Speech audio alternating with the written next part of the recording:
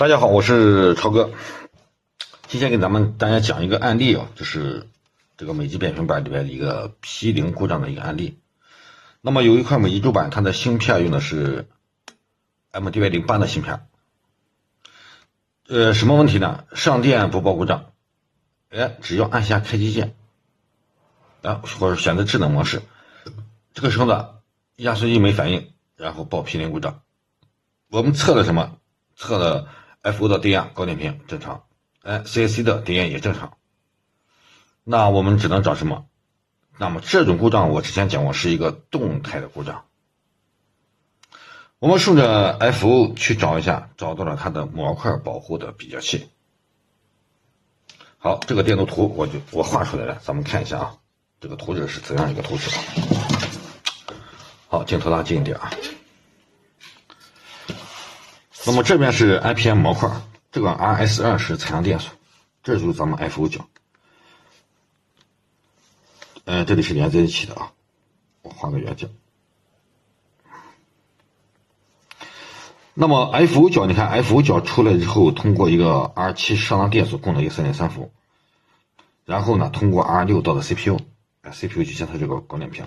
那么它往上走到了这个二极管的正极，咱们再看这个比较器。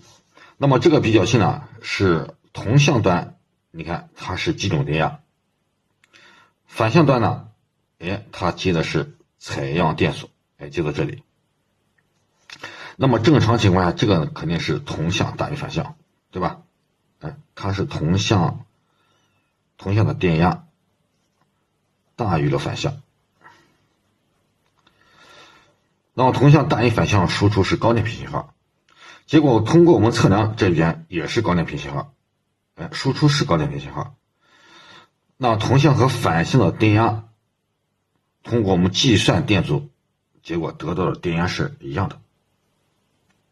结果是一样的，也就是说同向与反向端计算的结果电压是一样的，同向大于反向，那么它的电压差在多少？ 0.2 伏之间，这是我们计算得来的。那对于这样的结果肯定是对的计算电压和实测电压相等，说明这个电路没毛病。但是这个呢，一开机它就报 P0，它一开机它就报 P0。那么首先我们对模块进行一个检测，模块的三度四矩我们查了没问题，6度驱动查了也没问题。那维修思路就陷入困境了。那到底该怎么办啊？这个时候呢，我们去把这个第一的二极管拆掉。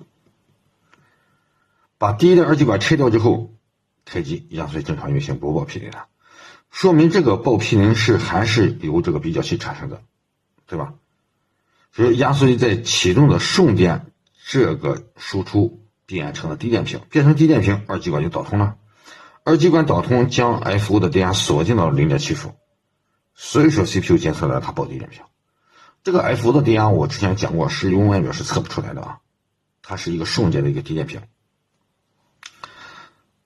那我们计算的电压又是相等的，那接下来怎么办？